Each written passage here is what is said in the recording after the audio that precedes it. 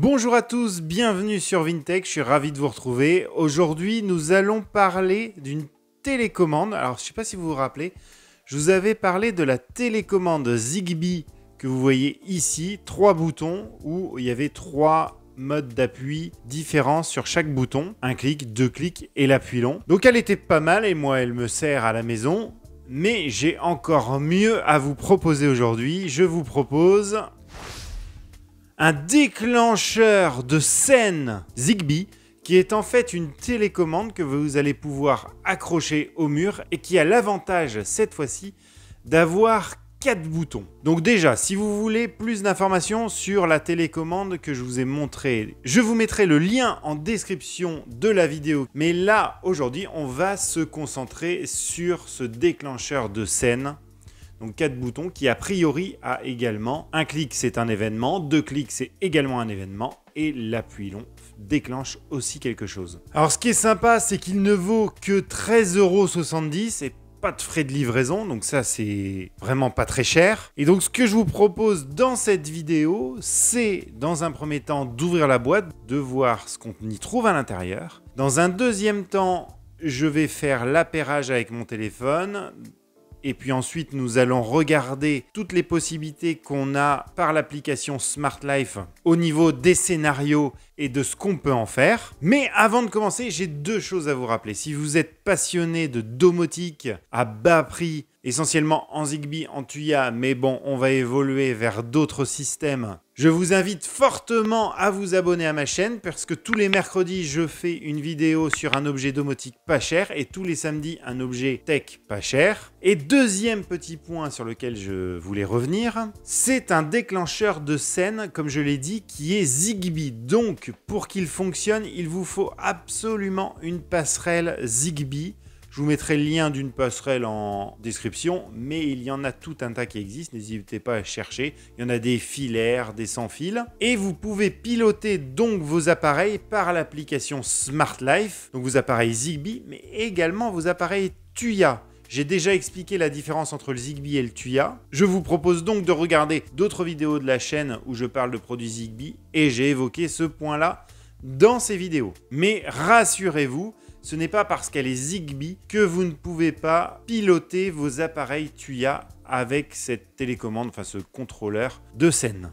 Allez, on passe tout de suite au unboxing. Alors la boîte est très fine, voilà, elle est plutôt pas mal. Donc on nous explique qu'il existe en 1 bouton, 2 boutons, 3 boutons, 4 boutons, qu'il fonctionne avec une pile 2430. Alors j'espère qu'elle est fournie parce que je crois que je n'en ai pas. Je vous mettrai le prix des piles ici. Elle communique en Zigbee. Elle a des dimensions de 86 par 86 par 13 mm d'épaisseur. Elle peut fonctionner à une température entre moins 10 degrés et moins 45 degrés et que chaque bouton peut fonctionner 500 000 fois. Ici, vous avez un petit QR code pour télécharger l'application Smart Life, mais allez dans votre store d'applications préféré sur iOS ou sur Android et vous pouvez trouver l'application Smart Life en saisissant Smart Life. Et donc à l'intérieur de la boîte, nous avons notre déclencheur de scène, une notice en anglais et en chinois, mais très honnêtement, vous allez voir qu'on n'en a pas vraiment besoin. Et dans la petite enveloppe bulle, nous avons notre déclencheur de scène qui a un petit voyant sous chaque bouton et puis 2 autocollants double face parce que l'objectif de ça, c'est de le coller contre un mur. Ça, c'est plutôt voué à être fixe et cette télécommande-là plutôt à être mobile. Alors, si on ouvre la bête, donc open, toc.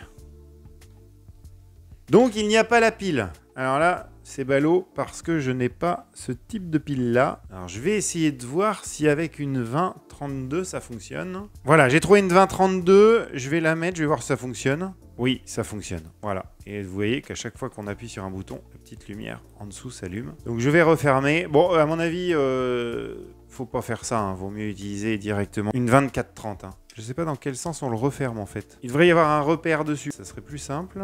Voilà, c'est comme ça. Voilà, je vous propose de se retrouver devant l'application Smart Life. Alors bien sûr, ma vidéo est chapitrée. Ceux qui connaissent le moyen de l'appairer à l'application Smart Life, vous pouvez passer au chapitre suivant. Donc là, nous sommes devant l'application Smart Life que je viens de lancer. Alors vous voyez, j'ai tous mes appareils qui sont ici. Pour coupler cet appareil à mon téléphone, il faut d'abord que je mette cet appareil en mode appairage. Donc là, je vais appuyer. Alors, c'est un peu particulier. Ça, c'est le bouton 1 pour lui. Ça, c'est le bouton 2, 3 et 4. Voilà, donc il faut le savoir. Donc, j'appuie longtemps sur ce bouton-là, le bouton 1. Et là, ça disparaît. Et au bout d'un moment, les 4 boutons vont normalement clignoter. Voilà. Donc là, les 4 boutons clignotent. Ça veut dire qu'il est prêt à être appairé. Donc, je vais sur l'application Smart Life sur ma passerelle Zigbee et je lui dis ajouter un sous-appareil. Les LED clignotent déjà. Là, il va chercher tous les appareils qui cherchent à se connecter sur la passerelle. Donc voilà, il l'a trouvé. On l'a ici. Je fais terminer. Et là, il s'appelle Smart Wireless Switch M4. Donc, on va le renommer en lanceur de scène. Je sauvegarde. Je dis qu'il est dans mon ancienne maison et je termine. Voilà, l'appareil est connecté à mon Smart Life. C'est vraiment très très simple. Si je vais sur lanceur de scène, je retrouve ici mes 4 boutons. Alors vous voyez qu'ils sont dans un ordre un peu particulier. On a d'abord le bouton 4, donc 1, 2, 3, 4. Celui-ci, après le bouton 3, après le bouton 1 ici et le bouton 2 ici. Bon, ça c'est un peu particulier et je peux ajouter directement une scène à lancer en faisant Add Programme. Je ne vous conseille pas de passer par ce menu-là qui à mon avis est trop compliqué, en plus en anglais. Je vous propose plutôt de passer par les scénarios directement dans l'application. Donc là, on va dans Scénario. On fait petit plus en haut. Ce que je vais faire, c'est que sur le bouton 1, quand j'appuie dessus, ça m'allume mon ampoule, ce qui est également une ampoule Zigbee, mais ça peut être très bien une ampoule Tuya. Et quand j'appuie 2 fois, ça me l'éteint. Donc là, pour ce faire, je vais dans Lorsque le statut de l'appareil change. Vous allez dans le lanceur de scène. Vous allez chercher le bouton 1. Et vous dites qu'au simple clic, alors j'exécute le périphérique. Mon ampoule, c'est une ampoule Lidl, je l'allume. Je fais suivant et je sauvegarde. Alors je peux lui donner un nom.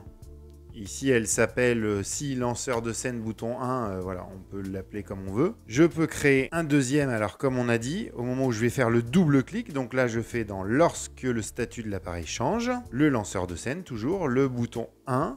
Je fais un double clic.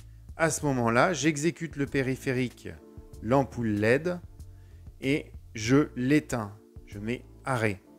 Et je sauvegarde. Et je fais suivant. Je peux le renommer ici. Mais là, je ne vais pas le faire parce que c'est pour les besoins du test. Et je sauvegarde. Et on va faire aussi autre chose, c'est on va tester l'appui long. Sur l'appui long, on va l'allumer que pour 10 secondes.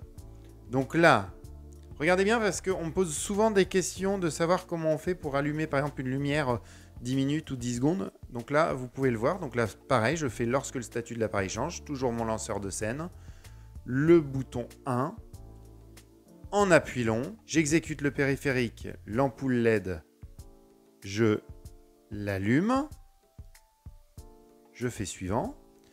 J'ajoute un petit délai, je vais dire là tu restes allumé, mais je te mets un petit délai. Donc là je fais un petit délai de, on va mettre 5 secondes, suivant. Et donc là, il allume l'ampoule, il attend 5 secondes et il éteint l'ampoule. Donc là je rajoute un petit plus, une nouvelle tâche. Exécuter le périphérique, l'ampoule LED, et là, je l'éteins. Sauvegarder. Suivant, je sauvegarde. Et oui. Donc là, vous voyez que ces 3 scènes sont actives. Si je veux les désactiver, il me suffit de faire ça. Et là, si j'appuie dessus, ça ne marchera pas. Voilà. Donc, ce que je vous propose, c'est de tester, de voir. Allez, j'appuie une fois. On va voir si ça allume ma lumière. Impeccable. Une petite latence d'1 seconde. 2 fois, ça doit me l'éteindre, ça me l'éteint. Et si j'appuie long, donc là, jusqu'à ce que le voyant disparaisse, alors c'est un appui très long quand même, là, ça va me l'allumer pour 5 secondes et normalement, ça doit me l'éteindre. Voilà.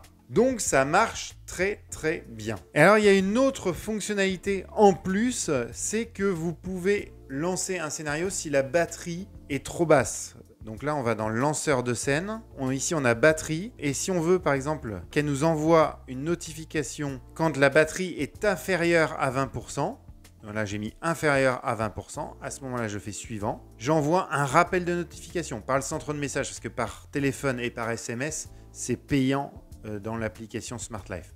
Le centre de message, suivant. Et là, il va m'envoyer une notification avec le nom de l'automatisation. Donc là, il faut vraiment mettre un nom qui veut dire quelque chose. Là, il faudrait l'appeler « Attention, batterie lanceur de scène faible ».